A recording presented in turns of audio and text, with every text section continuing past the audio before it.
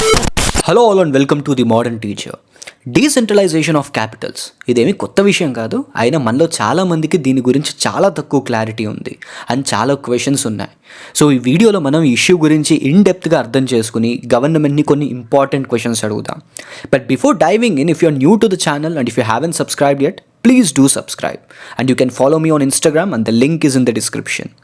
ముందు ఈ వీడియో చేయడానికి రీజన్ చెప్తా. 1st అక్టోబర్న కాకినాడ సిటీలో క్యాపిటల్ డీసెంట్రలైజేషన్ గురించి ఒక రౌండ్ టేబుల్ కాన్ఫరెన్స్ జరిగింది. సో చాలామంది ఎమ్మెల్యేస్ అండ్ ఈవెన్ మినిస్టర్స్ కూడా అటెండ్ అయ్యారు. But I didn't got a chance to speak. So అక్కడ నేను చెప్పలేకపోయినవన్నీ ఇక్కడ మీకు చెప్తా. Let's start from scratch. ఒక స్టేట్కి క్యాపిటల్ ఎందుకు ఇంపార్టెంట్? ఎందుకంటే స్టేట్లో డైవర్స్ డెమోగ్రఫిక్ కండిషన్స్ ఉంటాయి, అలాగే డైవర్స్ జియోగ్రఫీ ఉంటుంది. అంటే క్లైమేట్, అవైలబిలిటీ ఆఫ్ రిసోర్సెస్ ఇలాంటివి ఈవెన్గా డిస్ట్రిబ్యూట్ అయి ఉండవు. సో ఇలాంటి డైవర్స్ కండిషన్స్ వల్ల స్టేట్లో ఎకనామిక్ డిస్పారిటీస్ ఉంటాయి. సో క్యాపిటల్ అనేది స్టేట్లో ఒక స్టేబుల్ ప్లేస్. ఇటువంటి కండిషన్స్ ఎన్నున్నా క్యాపిటల్ సిటీ స్టేబుల్గా ఉండాలి. ఇప్పుడు ఆంధ్రప్రదేశ్ సిచ్యువేషన్ ఏంటి అంటే ఈ స్టేబుల్ ప్లేస్ మీద స్టెబిలిటీ లేదు. అసలు ఈ ఇన్స్టెబిలిటీ ఎందుకు వచ్చిందో చూద్దాం.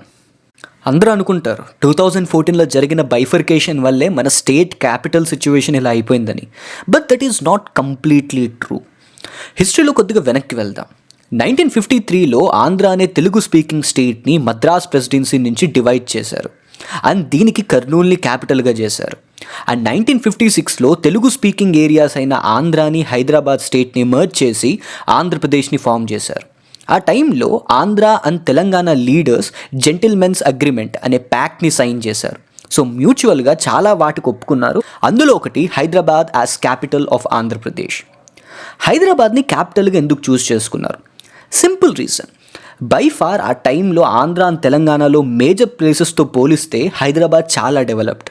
సో మైనర్ మోడిఫికేషన్స్తో హైదరాబాద్ని క్యాపిటల్గా మార్చేయచ్చు అని అనుకున్నారు. బట్ తర్వాత వచ్చిన గవర్నమెంట్స్ టూ మచ్ సెంట్రలైజేషన్ మీద ఫోకస్ చేశారు. దీనివల్ల అటు తెలంగాణలో కానీ ఇటు సీమాంధ్రలో కానీ ఇంకో మేజర్ సిటీ ఏది డెవలప్ అవ్వలేదు. సో ఈ క్రైసిస్ బిగినింగ్ 2014 కాదు, 1956. Let me tell you something interesting. 2014లో ఫామ్ అయిన ఆంధ్రప్రదేశ్కి క్యాపిటల్ని డెసిగ్నేట్ చేయడానికి సెంట్రల్ గవర్నమెంట్ శివరామకృష్ణన్ కమిటీని ఫామ్ చేసింది. ఈ కమిటీ దాని రిపోర్ట్లో క్యాపిటల్ని ఎస్టాబ్లిష్ చేయడానికి 3 మెయిన్ అప్రోచెస్ చెప్పింది. అందులో approach number 1, green field capital city. First green field అంటే ఏంటో చూద్దాం. గ్రీన్ ఫీల్డ్ అంటే ఏదైనా ఒక ఇన్ఫ్రాస్ట్రక్చర్ని బేస్ 0 దగ్గర నుంచి బిల్డ్ చేయడం స్టార్ట్ చేస్తే దానిని గ్రీన్ ఫీల్డ్ ప్రాజెక్ట్ అంటారు. సో క్యాపిటల్ కోసం ఒక ఎంటైర్ న్యూ సిటీని కన్స్ట్రక్ట్ చేయాలన్నమాట. For example Amaravati. And second approach వచ్చేసి ఎక్స్పాండింగ్ ఎగ్జిస్టింగ్ సిటీస్. అంటే ఆల్రెడీ బేసిక్ ఇన్ఫ్రాస్ట్రక్చర్ ఉన్న సిటీని గవర్నమెంట్ దాని అడ్మినిస్ట్రేటివ్ కన్వీనియన్స్కి మార్చుకుని ఎక్స్పాండ్ చేసి క్యాపిటల్ సిటీగా డెసిగ్నేట్ చేయడం. For example almost all the major capital cities in our country, Hyderabad, Bengaluru etcetera. And the third approach distributed development. అంటే క్యాపిటల్ అనేది ఒక్క ప్లేస్లోనే ఉండాల్సిన అవసరం లేదు. గవర్నమెంట్ డెవలప్మెంట్ని దృష్టిలో పెట్టుకుని గవర్నమెంట్ అడ్మినిస్ట్రేషన్ మెషినరీని డిఫరెంట్ ప్లేసెస్లో పెట్టుకోవచ్చు. ఇది ఇప్పుడు గవర్నమెంట్ ఆఫ్ ఆంధ్రప్రదేశ్ ఫాలో అవుదాం అనుకుంటున్న మోడల్. ఈ ఇష్యూ గురించి ప్రాపర్గా తెలియాలి అని అంటే ఏపీ క్యాపిటల్కి సంబంధించిన ఇంపార్టెంట్ ఈవెంట్స్ని ఒక టైం లైన్లో చూద్దాం.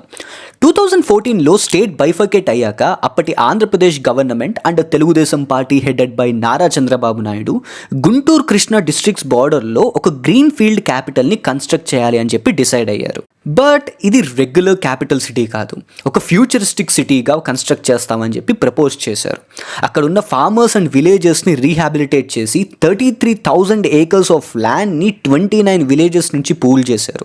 ఈ ల్యాండ్ ఇచ్చిన ఫార్మర్స్కి కంపన్సేషన్గా 1000 square yards of residential plot ఇస్తామన్నారు. అలాగే వీళ్ళ సోర్స్ ఆఫ్ ఇన్కమ్ అగ్రికల్చర్ కాబట్టి క్రాప్ కంపన్సేషన్ కింద 50,000 రూపీస్ యాన్యువల్గా 10% యాన్యువల్ ఇంక్రీజ్ తోటి 10 years పాటు ఇస్తామని చెప్పి ప్రపోజ్ చేశారు. And finally 22 October 2015 prime minister Narendra Modi Amaravati కన్స్ట్రక్షన్కి ఫౌండేషన్ స్టోన్ వేశారు. దీని expected cost 1.09 lakh crore rupees. దీని మేజర్ స్టేక్ హోల్డర్స్ వచ్చేసి government of India, government of Andhra Pradesh, world bank, Asian infrastructure investment bank and Singapore consortium. కానీ ఈ ప్రాజెక్ట్ గవర్నమెంట్ ఆఫ్ ఆంధ్రప్రదేశ్ అనుకున్నంత ఈజీగా వెళ్ళలేదు. But now comes the actual twist in the story. Year 2019 assembly elections. YSRCP Yuvajana శ్రామిక రైతు Congress party 2019 ఎలక్షన్స్లో 175 assembly కాన్స్టిట్యుయెన్సీస్కి 151 సీట్స్ని సెక్యూర్ చేసుకుంది. ప్రీవియస్ పార్టీ టీడీపీ 23 సీట్స్తో జస్ట్ అపోజిషన్ ప్లేస్ని కన్ఫర్మ్ చేసుకుంది. Now the new government headed by YS Jaganmohan Reddy Amaravati ప్రాజెక్ట్ని సైడ్ లైన్ చేద్దామని చెప్పి డిసైడ్ అయ్యారు. The immediate effect, world bank and Asian infrastructure investment bank and Singapore consortium ఈ ప్రాజెక్ట్ నుంచి తప్పుకున్నాయి. కొత్తగా ఫామ్ అయిన గవర్నమెంట్ ప్రీవియస్ పార్టీని అమరావతి కన్స్ట్రక్షన్ మీద బ్లేమ్ చేయడం స్టార్ట్ చేసింది. అండ్ స్టేట్ ఫినాన్సెస్ లోగా ఉన్నాయి, అవుట్ ఆఫ్ ది పాకెట్ తోటి క్యాపిటల్ కన్స్ట్రక్ట్ చేయడం ఇంపాసిబుల్ అని చెప్పి పబ్లిక్కి చెప్పింది. అప్పుడు గవర్నమెంట్ ఆఫ్ ఆంధ్రప్రదేశ్ న్యూ క్యాపిటల్ని వెతకడానికి జిఎన్ రావు కమిటీని ఫామ్ చేసింది. ఈ కమిటీ దాని రిపోర్ట్లో ఒక ఇంట్రెస్టింగ్ థింగ్ని చెప్పింది. ఏపీలో ఉన్న 13 డిస్ట్రిక్ట్స్లో ఓన్లీ 4 డిస్ట్రిక్ట్స్ రిలేటివ్లీ డెవలప్డ్ అని. అవి east Godavari, west Godavari, Krishna and Guntur. అలాగే స్టేట్లో డెవలప్మెంటల్ డిస్పారిటీస్ ఉన్నాయని గవర్నమెంట్కి చెప్పింది. స్టేట్ మొత్తంలో డెవలప్మెంట్ యూనిఫామ్గా ఉండాలి అని అంటే 3 క్యాపిటల్ స్ట్రాటజీని ఫాలో అవ్వాలి అని చెప్పి గవర్నమెంట్కి సజెస్ట్ చేసింది. సో ఫైనల్గా జూన్ 2020లో Andhra Pradesh decentralization and inclusive development of all regions 2020 బిల్ని అసెంబ్లీలో పాస్ చేశారు. ఈ బిల్ లెజిస్లేటివ్ కౌన్సిల్లో పాస్ అవ్వకపోయినా పాస్డ్ బిల్ లాగా కన్సిడర్ చేశారు. And according to this bill ఆంధ్రప్రదేశ్కి 3 క్యాపిటల్స్ ఉంటాయి. Executive capital at Visakhapatnam, legislative capital at Amaravati and judicial capital at Kurnool. ఇక్కడ ఒక ఇంట్రెస్టింగ్ అబ్జర్వేషన్ ఏంటంటే బిల్ టైటిల్లో జస్ట్ డీసెంట్రలైజేషన్ అని అన్నారు. అండ్ ఈ డీసెంట్రలైజేషన్తో ఏపీలోని అన్ని రీజన్స్ని యూనిఫామ్గా డెవలప్ చేస్తామని చెప్పి గవర్నమెంట్ చెప్పింది. కానీ అంత ఇలా ఈజీగా అయిపోతే ఎలా? డీసెంట్రలైజేషన్ జరిగితే అమరావతికి ప్రైమ్ స్టేటస్ పోతుందని వాళ్ళ భూమిని ఇచ్చిన రైతులు ఏపీ హైకోర్టుని అప్రోచ్ అవుతారు. And at the same time Amaravati farmers గవర్నమెంట్కి అగైనెస్ట్గా ఎగిటేషన్ స్టార్ట్ చేస్తారు. ప్రొటెస్ట్ ఇంటెన్స్గా మారిన తర్వాత 2021 నవంబర్లో గవర్నమెంట్ ఆఫ్ ఆంధ్రప్రదేశ్ దాని 3 క్యాపిటల్ డిసిషన్ని వెనక్కి తీసుకుంటుంది. కానీ రీసెంట్గా జరిగిన మాన్సూన్ అసెంబ్లీ సెషన్లో గవర్నమెంట్ 3 క్యాపిటల్స్ నీడ్ని మళ్ళీ రేస్ చేసింది. సో కథ మళ్ళీ మొదటికొచ్చింది. గవర్నమెంట్ వ్యూలో అమరావతి క్యాపిటల్ సిటీగా ఉండడం వల్ల కొన్ని డ్రాబ్యాక్స్ ఉన్నాయి. గవర్నమెంట్ కన్సర్న్ ఏంటంటే మళ్ళీ హైదరాబాద్ లాగా పవర్ అంతా ఒక్కచోటే సెంట్రలైజ్ అవుతుందని. సో 3 డిఫరెంట్ క్యాపిటల్స్ ఉంటే north Andhra, central Andhra and Rayalaseema region ఈక్వల్గా డెవలప్ అవుతాయని government version. Not just that, Amaravati geologically sensitive ఏరియాలో ఉంది. అది zone 3 seismic area, so earthquake prone region. అందుకు లార్జ్ స్కేల్ డెవలప్మెంటల్ యాక్టివిటీస్కి సూటబుల్ కాకపోవచ్చు. సో ఇప్పుడు గవర్నమెంట్ 3 సిటీస్ని ఎక్స్పాండ్ చేస్తూ 3 క్యాపిటల్స్ని కన్స్ట్రక్ట్ చేస్తుంది. Listen to my words carefully, expansion. ఫ్యూచర్లో ఈ ఎక్స్పాన్షన్ ఫర్ షూర్ ప్రాబ్లమాటిక్గా ఉండబోతోంది. ఫర్ ఎగ్జాంపుల్ బెంగళూరుని చూడండి. అన్ప్లాన్డ్ ఎక్స్పాన్షన్ వల్ల అండ్ అన్ప్లాన్డ్ అర్బనైజేషన్ వల్ల ఎన్ని ప్రాబ్లమ్స్ ఫేస్ చేస్తోందో. Bengaluru traffic is one of the worst in the world. And recent flood దాని అన్ప్లాన్డ్ డ్రైనేజ్ సిస్టమ్ని లైట్లోకి తీసుకొచ్చింది. నాట్ జస్ట్ బెంగళూరు, హైదరాబాద్, ముంబై, చెన్నై, ఈ సిటీస్ అన్ని ఎక్స్పాన్షన్ వల్ల, అన్ప్లాన్డ్ అర్బనైజేషన్ వల్ల డిఫరెంట్ ప్రాబ్లమ్స్ని ఫేస్ చేస్తున్నాయి. Next challenge Visakhapatnam. ఇప్పుడు ఏపీ సిటీస్లో Vizag is relatively well developed. So government దీనిని ఎక్స్పాండ్ చేస్తే పని అయిపోతుంది అని అనుకుంటోంది. బట్ ఇక్కడ మేజర్ ప్రాబ్లం ఉంది. అదేంటంటే climate change, most dangerous yet least discuss subject. 2021లో IPCC inter governmental panel on climate change దాని రిపోర్ట్ని రిలీజ్ చేసింది. ఆ రిపోర్ట్ ప్రకారం ఇండియన్ కోస్టల్ సిటీస్కి సబ్మర్జెన్స్ థ్రెట్ ఉంది. And Visakhapatnam is one of those cities. And 2014లో వచ్చిన హుదూద్ సైక్లోన్ వైజాగ్ వల్నరబిలిటీస్ని బయటపెడుతోంది. సో విశాఖపట్నంని లార్జ్ స్కేల్గా డెవలప్ చేయడం గవర్నమెంట్ ఫ్యూచర్ని మైండ్లో పెట్టుకుని తీసుకునే డిసిషనా, లేకపోతే జస్ట్ పాలిటిక్సా? అండ్ మోర్ ఓవర్ గవర్నమెంట్ తీసుకొస్తోంది అసలు డీసెంట్రలైజేషనే కాదు. Why? Let me justify it. ఇప్పుడు గవర్నమెంట్ డెవలప్మెంట్ పేరుతో చేస్తున్న డీసెంట్రలైజేషన్ యాక్చువల్గా సెంట్రలైజేషన్ 3 ప్లేసెస్. దీనివల్ల రాయలసీమకి సెంటర్గా కర్నూలు అవుతుంది, సెంట్రల్ ఆంధ్రాకి అమరావతి, నార్త్ ఆంధ్రాకి వైజాగ్ సెంటర్స్గా అవుతాయి. ఇక్కడ రాబోయే పెద్ద threat regionalism. Maybe in the future Rayalaseema, coastal Andhra and Uttarandhra 3 డిఫరెంట్ ప్లేసెస్గా డివైడ్ అయ్యి 3 డిఫరెంట్ స్టేట్స్గా ఫామ్ అయ్యే ఛాన్స్ ఉంది. ఇవన్నీ విన్నాక మీరు అనుకుంటారు, Praneeth, you are completely against decentralization అని.